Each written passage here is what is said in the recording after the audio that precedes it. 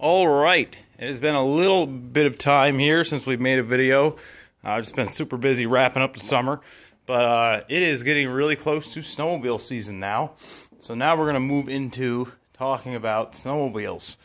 And yeah, so this is my Apex. Well, it's an 06 Yamaha Attack, which is basically just a longer track version of the Apex. It's a 136. This sled's got about like 7,600 miles on it. So for an engine in a Yamaha, that's pretty much nothing. For everything else, that's pretty much time to be replaced, at least for the most part. So, you know, the main reason why everybody has always touted these things as being awesome is because of how reliable they are. Yes, they are reliable, but I wouldn't say it's any more reliable than any other sled I've ever owned, and I've owned at least one from every manufacturer. I've owned about 15 in my lifetime, and I would say the one I have had the least of is Arctic Cats. Not for any reason other than just because I just never have really had a lot of them. I've had two of them. Neither of them were particularly bad. They both had their quirks, but overall they were decent. I've had mostly Polaris and Yamaha. I've had a couple Skidoos. So anyway, so as far as the Yamaha goes, what are its pluses? Well, its pluses are the engine. Obviously, that's going to be the main one. The Apex/Attack series of sleds, it's that 4-cylinder, 1,000cc 4-stroke. They're ridiculous. They sound awesome. They're not the most powerful thing anymore. I mean, this one's got like 150 horse. With the aftermarket exhaust, it's probably got 110 horse. No, but, you know, they sound amazing. They've got a ton of just gobs of consistent power. They make it all the time, unlike two-strokes, which pretty much only make it in the top end, and the longer you hang into them, the longer they start to peter off. These are not like that. These make the power all the time. So that's awesome. Top end on them is a blast. It's pretty much just, it feels like an old triple almost, where you kind of wind them out and they just keep going. That's kind of what these feel like. They do tend to peter off about 110. But, you know, you can get 115 out of it on the lake on a long stretch on a good day. So engine is awesome. Gas mileage good. You can run 87 in them, no problem. You know, Yamaha recommends 87, so no reason to run anything higher. I mean, on the trail, sometimes I'll toss 89 or 91 in it just because you never know with the trail gas, but overall, 87, perfectly fine. Engine, awesome. The suspension is actually pretty good. It soaks up a lot, and being a 136, it definitely goes across bumps. So the monoshock has its issues. We'll talk about those in a minute. But as far as how it performs, it's good. Everybody talks about the weight. Is it heavy? Yes. Is it a mountain sled? No. Do I go through the deep snow with it? Nope. So the weight really isn't a huge issue to me. I run dual keel runners on the skis, and I don't know. The turning is great. Honestly, it's lighter than my other sled, which is a Polaris IQ. And this is with the Fox Float 2s and the reservoirs up front. The front end handle's good. I mean, it does feel a little bit heavy nose-wise going into the bigger stutter bumps. I do ride pretty aggressively. But the weight being down low and being heavy, there's nothing better than these when you get on those wide-open, sweeping, long, high-speed trails.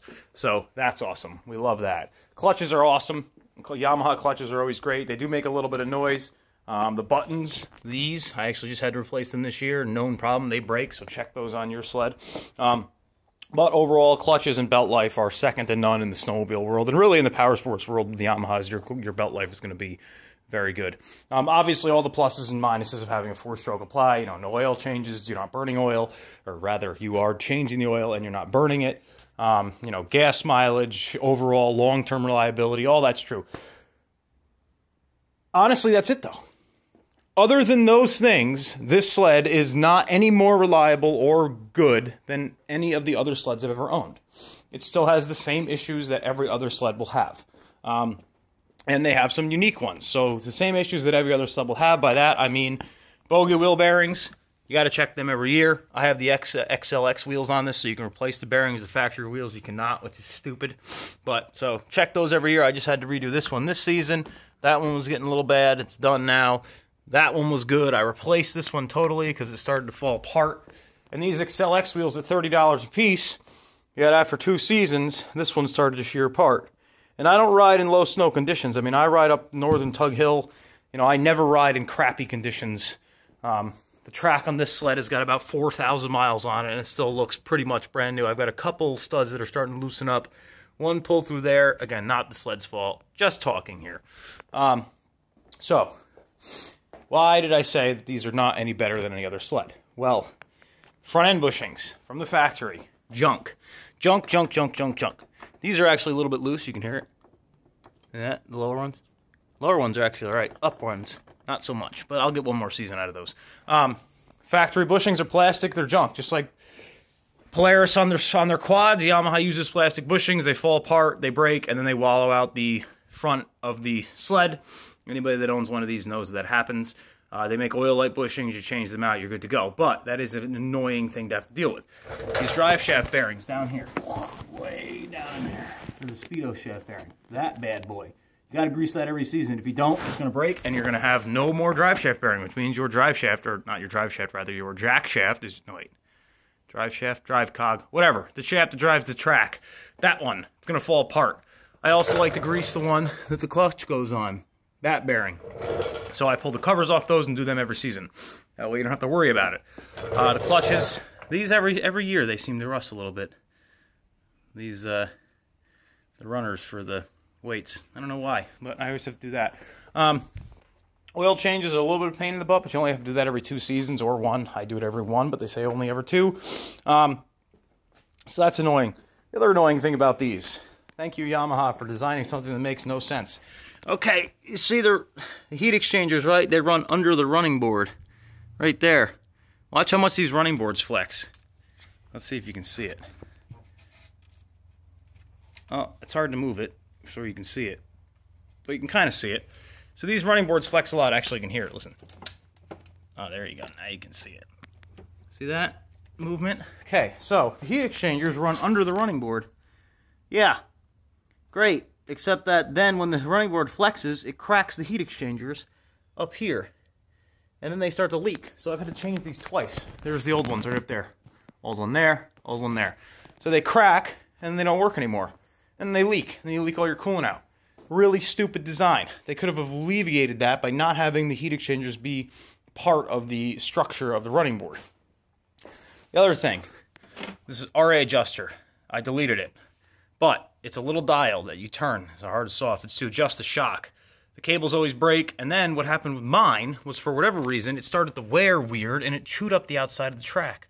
The lugs, which I'm not worried about it. I mean, it'll be fine.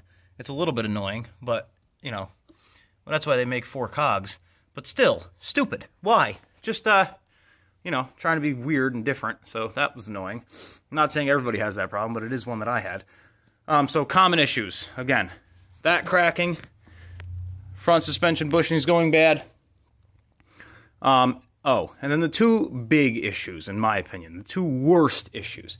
And you're not going to be able to see it here, but underneath there, you can see up in there is your heat shield for your exhaust, okay? Underneath there are 4 exhaust donuts that connect the Y pipes to the rear of the exhaust. They go bad. What happens when they go bad is they create looseness in the Y pipes, and then they crack the Y pipes because they're made out of titanium and they're extremely brittle. So then you're driving down the trail, and all of a sudden your sled gets really loud, or over time it'll start to get really loud, and then you got to pull apart half the snowmobile to get them out. Now, it's not that bad of a job. It is a little bit annoying. Honestly, the most annoying part about it is chopping the skid, because putting the skids back in is a pain in the butt. But anybody who rides these knows that happens. You're looking at 3,000 miles at the most before you're going to have to change them out again and again and again and again and again and again and again. They say you run the copper donuts, it works better. I have copper donuts in mine. I've got about 1,500 miles on them. I haven't had an issue yet, but we will see. And then the final major issue, in my opinion, with these, and it's not my opinion necessarily, as it is just facts.